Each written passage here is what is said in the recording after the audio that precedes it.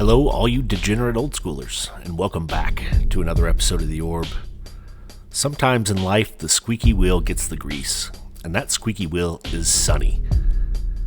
Videos coming out. Alpha 2 Alliance's Bootleggers Ball, held in December, Nashville, Tennessee. What a blast. Also, if you're traveling through Nashville ever, look up the Music City Old Schoolers. They get together at least once a month at the Yazoo Brewery. Fantastic people and an absolutely fantastic place to play. Super nice to let us come hang out there. I was just there over the weekend. Today we have John on the left, hailing down from Indy, facing Chris, a local Nashville native, on the right. And they brewed up some great decks. So let's take a look at those decks. In true Bootleggers Ball fashion, even the invite is bootlegged, as we can see in this graceful piece of artwork, put out by none other than Sunny himself. As always, big thank you to the organizer Casey and Josh for all the extra prize support. So here's a look at Chris's deck. Earthquakes, Bolts, Urnums, Darrellors, all the power, bunch of dual lands. We do have some Ice Age Pain lands, no need for basics. And then we have some other cards in there that typically aren't seen in Old School. He's running the Mox Monkey or the Gorilla Shaman for one colorless at any time. Does not even tap to do it. Destroy target non-creature artifact with casting cost of X. So if that casting cost is 0, he pays one colorless. Gorilla Shaman just blows up any Moxen or Black Lotus on board immediately. He's also running Tender Wall for immediate ramp. 1 green, drop off this 0/3 wall, 0, sacrifice it, add 2 red to your mana pool. That is pretty spectacular, turning 1 green into 2 red. If you wait another turn, yeah, you can just net out 2. It can also take down a factory, right? The other ability is sacrifice Tender Wall, deal 2 damage to target creature blocked. So all around pretty good card. Well, helps pump out the Urnums and the Darrellors at lightning speed. Next up on the list is Varchild's War Riders. Trample 3/4 for only 2 casting cost, 1 colorless and 1 red. Downside is, well, this thing also has Rampage, which is very, very important for combat math later in the game.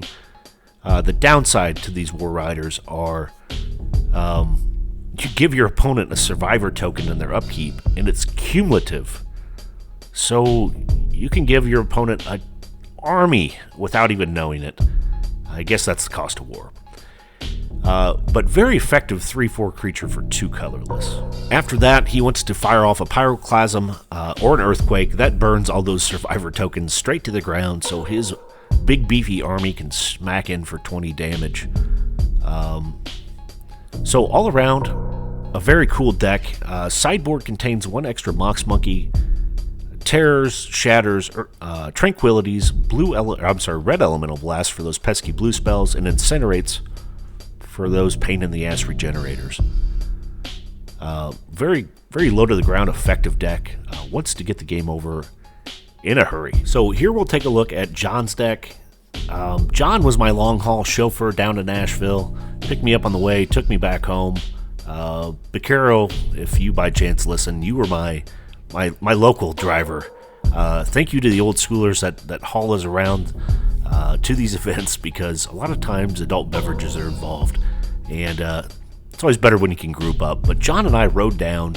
I talked about Time Vault in his car. I brought it up. I'd just gotten 2 recently in the mail. Was excited to get to do something with them. I still haven't yet. And he just stone cold killered me, stared down the road, didn't even mention Time Vault. And his main deck for the event is based around the Time Vault in the bottom right-hand corner of the screen. Yes, he's got the restricted cards that go along with it. By the way, Time Vault is restricted in this format. And then his multiple copies there, he's got Howling Minds and Arcane Denials for, counter spells. His lands, and then his 4-ofs, he's got Transmute Artifact. He needs to be able to find that Time Vault. Repentant Blacksmith, and Wall of Light, which we're going to talk about here in a second. Nature's Chosen and Disenchant. So the bulk of those cards we know. Repentant Blacksmith being protection from red. There's a lot of red direct damage when you let out Ice Age and Alliances. Wall of Light. I had to look at it twice. It's from Legends, and it's 1/5 with a badass photo to boot. 3 casting costs, but protection from black. So what John's trying to do is set himself up with a creature that you cannot take care of, one way or another. After he's put that creature in play, he slaps down Nature's Chosen. This green card from Alliances that's almost unplayable, and I'm sure forgotten to most people. You do have to play it on creature you control, and you untap enchanted creatures. It's kind of like an Instill Energy. You can only do it during your turn, so it's slightly crappier than an Instill Energy. Its next ability, you can tap that creature to untap target artifact, creature, or land. And you can only do it once each turn. So you put this on the creature that can't be destroyed, and then you start untapping your Time Vault, and then you go to next turn, and you repeat, rinse, murder your opponent. Not a bad outcome. Some big brain tech out of John. I know he took down the Spice Pepper Award for this deck, and you know there is no net decking. Old School, yeah, there's videos you can go watch, but coming up with some of these slide decks is really cool, and you should take a look. If you haven't looked at it, look at the other decks that made it. I'll have more videos. We did make 5 rounds for the event, so you will see a few other decks, but really cool brew space that keeps Old School fresh. Well, I feel like I've said enough. Let's get off to the games. And here we go with game number 1. John won the Who Drove the Furthest to get to this Old School event. And Chris has taken a mulligan, so firing off with 6 in hand. John slams down a Plains into a Soul Ring, into a Howling Mine. Immediate ramp for his opponent. In ramping red, you know, it's tough. There's so much burn in this format. It can get ugly quick.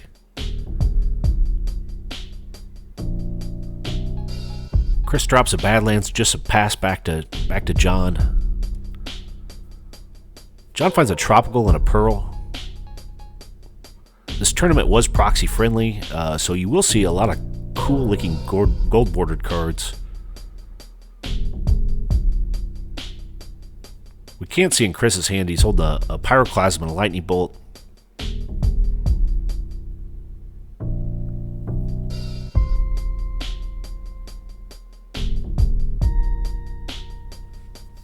Looks like Chris is dropping down a Taiga.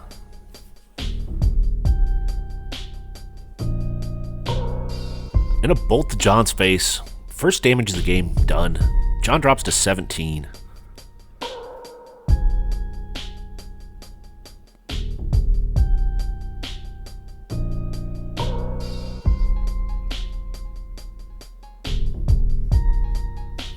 Yeah, John's tapping 2.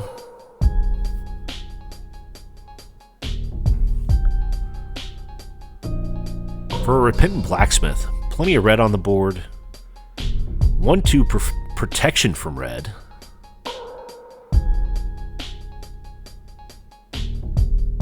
John did miss his land drop.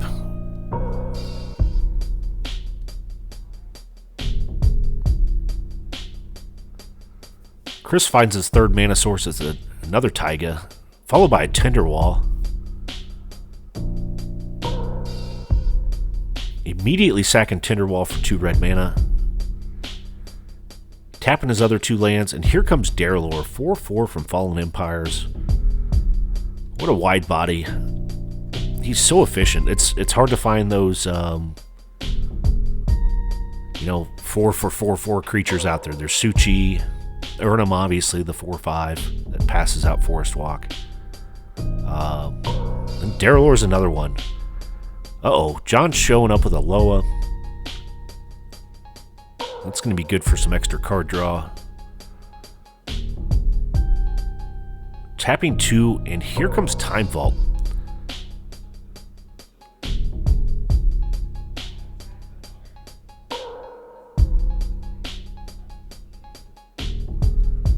Oh, and just a pass back to his opponent. Chris is ripping new cards from the top. Plays out another Badlands. And turns Darrellor sideways. There's 4 more damage cracking in. John drops to 13, and here comes 2 Varchild's War Riders. What a mouthful. Again, both 3/4, trample, rampage 1. Followed by a cumulative upkeep to hand your opponent a survivor token.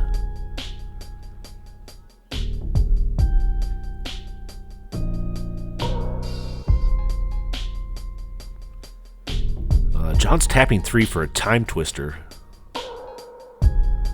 Looking for some new cards.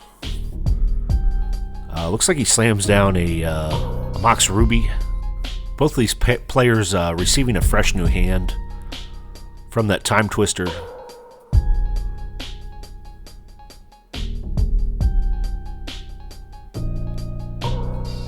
John tapping the City of Brass. Dropping to 12, offering to let his opponent read Nature's Chosen. And Time Vault turn number 1.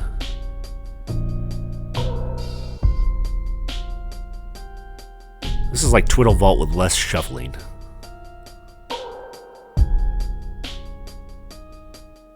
He's tapping 2 more for Repentant Blacksmith. Oh, but look at this. Darrellor's tapped out. John's moving to his next upkeep. Draws 2 with the Howling Mine. I mean, at this point, his opponent is tapped out.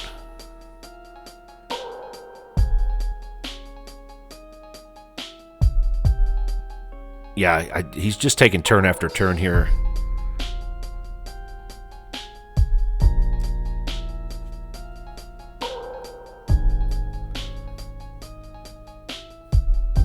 I mean, I'm pretty sure this game's over. His Repentant Blacksmith can come in 20 times. 1 turn at a time. And, yeah, John just takes 20 turns in a row, and Repentant Blacksmith is the silent but deadly killer that just pins Chris down. There's nothing he can do for it. There he goes. Wearing out the back of that Blacksmith. So... game number 1's done in very quick fashion. John got to combo off there. Let's move on to game number 2. And here we are with game number 2. These two just swapped out some cards. John is starting with a mulligan, and Chris is on the play on the right. He finds a Bayou, slams down a Tinderwall turn 1, and just a pass to his opponent, John. So he does have that 0-3 blocker out there that's green. John will have to deal with that at some point. John's slapping down a Pearl, a Black Lotus, and 1 Tropical Island, tapping 2, showing up with his, holy shit, showing up with his Repentant Blacksmith, followed into a Time Twister. Talk about a mulligan recovery. Had a pretty good hand there to start with. So these two are ripping 7 new cards from the top. It's still John's turn. I mean, he has cracked out 4 of his cards.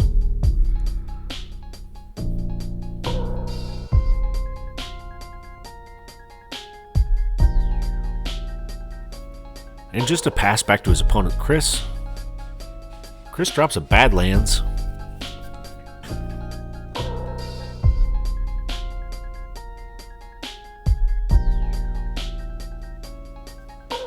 Coming up with 4 mana. And there's an Urnham.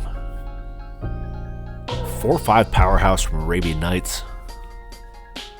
What a classic old school card.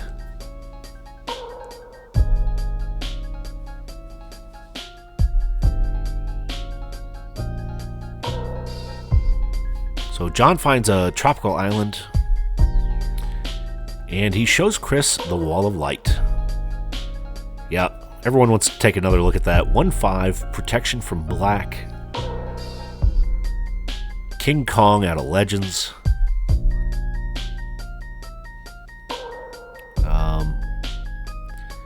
Yeah, Urnham, he tries to give it to the Wall of Light, the forest walking, but you can't. Target non-wall creature, so by default it goes to Repentant Blacksmith, which is kind of dangerous. Chris has got that green creature out there to be able to block, but he's just passing out Forest walk like candy out of a stranger's van. I mean, sometimes the candy's good enough that you just have to give it away. Or go pick it up. Either way.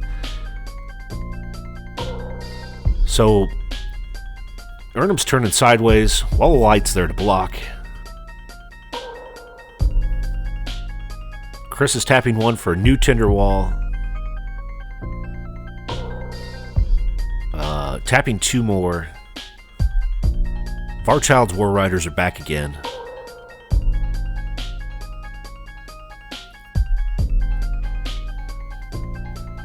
And just a pass back to John. So we can see right now, Chris has a Shatter in hand. He can also sack his Tinder wall to cast a Shatter at any time. So he probably wants to see John show his Time Vault. I mean, remember, it is restricted. Getting rid of one of them is very important. So John's tapping two. Bringing a Chaos Orb out. John just passes back to Chris. I think Chris takes a moment to make sure he doesn't want to shatter at that Chaos Orb now. And here comes the first Survivor token from the War Riders. So that one white die on John's side represents a just 1/1 creature. That creature is red.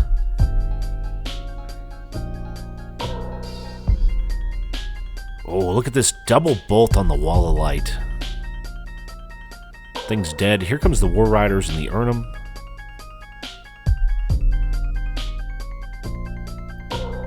Kind of that bad news about the Urnum. He's now got valid 1/1 blockers to just step in his way.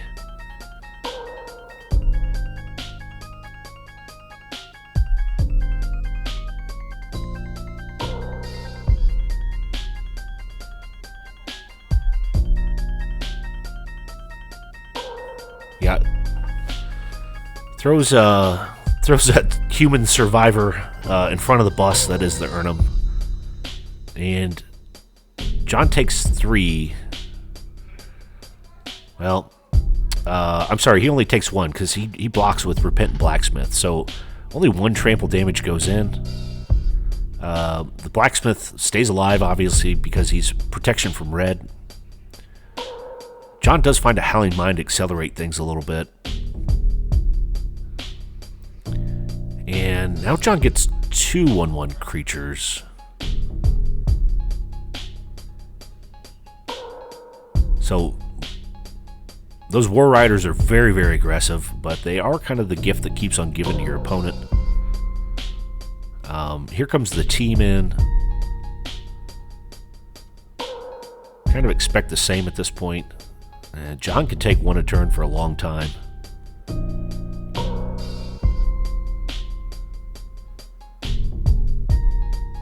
And here comes a Darrellor. Might have been why Chris was trying to get rid of that protection from black wall.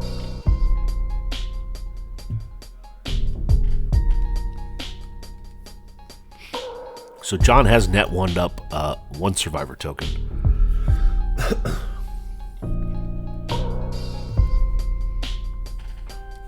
Oh, here comes another Wall of Light. Nothing like going to a tournament and playing against a bunch of walls. Makes life tough.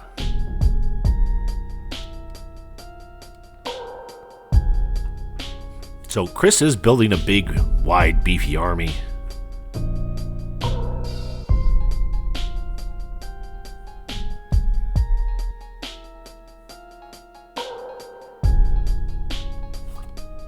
One of the survivor tokens is now the forest walking token. And John has a total of 4 of those survivor tokens at this moment.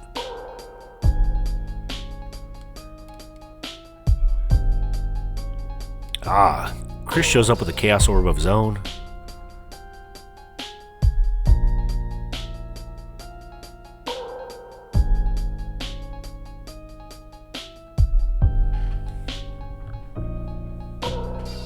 Yeah, I'm gonna go ahead and activate Chaos Orb. John says, no thank you. That blacksmith's very important to me. Just disenchant, put that shit in the bin.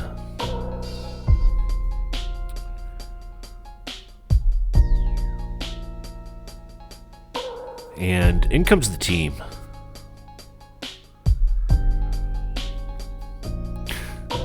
Almost. Chris does some untapping. Takes another point from his City of Brass. And Pyroclasm. All the survivor tokens burn up in the fire. Now he turns the team in sideways.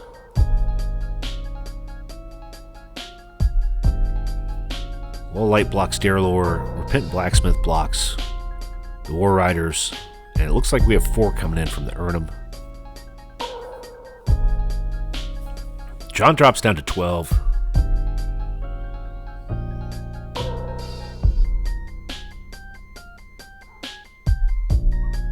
Gets to rip 2 new cards from the top with that Howling Mine. Well, I think I see it. I think he picked up his Time Vault. I could be wrong.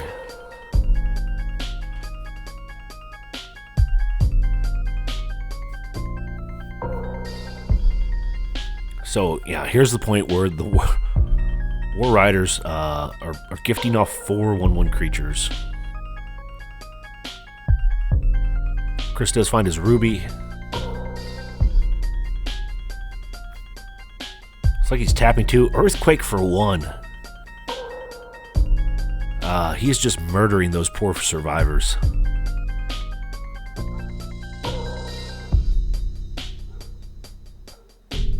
Oh, and John says, no, I want to keep my survivor tokens. Blue Elemental Blast. Here comes a Pyroclasm. Yep. Chris just murders off all those survivor tokens. And turns the big boys sideways again. Blacksmith taking down the War Riders. Darelore getting blocked up by the Wall of Light. And Urnum cracking it again. So this is kind of big. John's down to 7. Chris has got plenty of burn. He's still sitting on 18.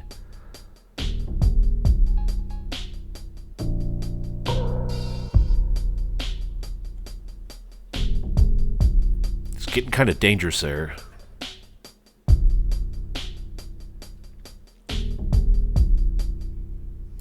And that completely inked up card that entered Chris's board is a Gorilla Shaman.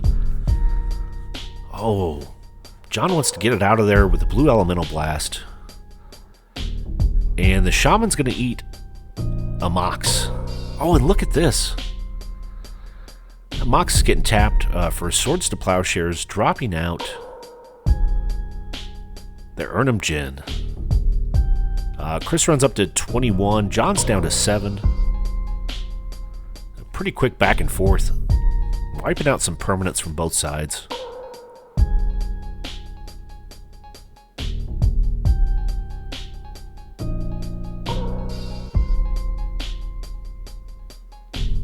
So John's now picking up 5 survivor tokens.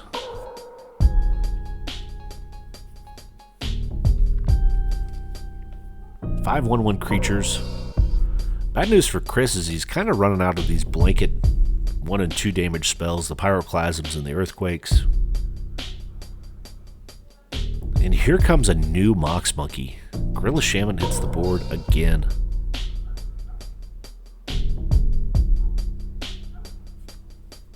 I mean, for 5, he can take care of that Howling Mine. For 5, he can also target the Chaos Orb.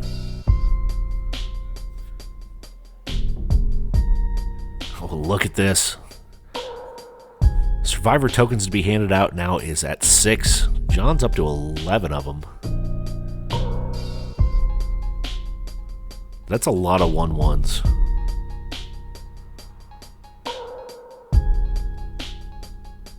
It's kind of getting out of hand.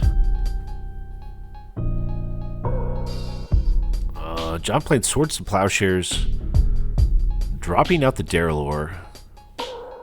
It's at the end of Chris's turn. Chris has run up to 25 with that Swords to Plowshares.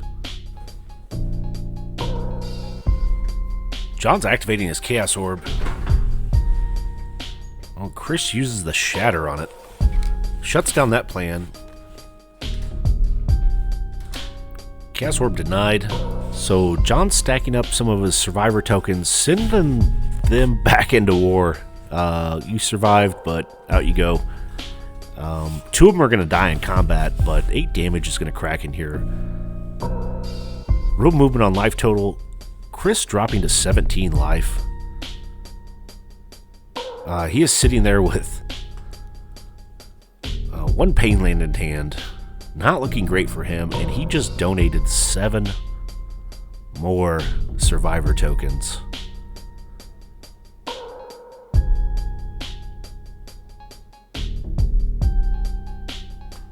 New Urnum hits the table.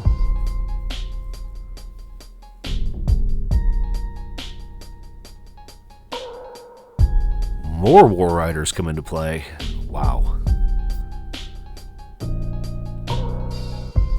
And just a pass back to John.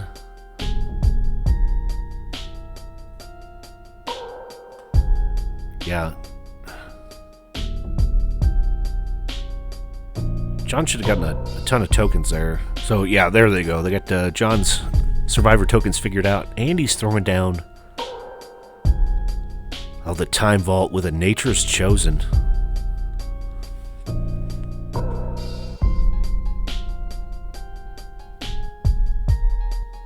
Yeah, that doesn't look good. Yeah, that's gonna be game. He's gonna be able to untap that and just continually attack with those Survivor tokens until this one's run out. So Warchild comes back and bites the hand that feeds him. Too big a path of war left behind. So the Survivors take out Chris. Congratulations to John on this wild build he came up with. As always, thanks for watching The Orb.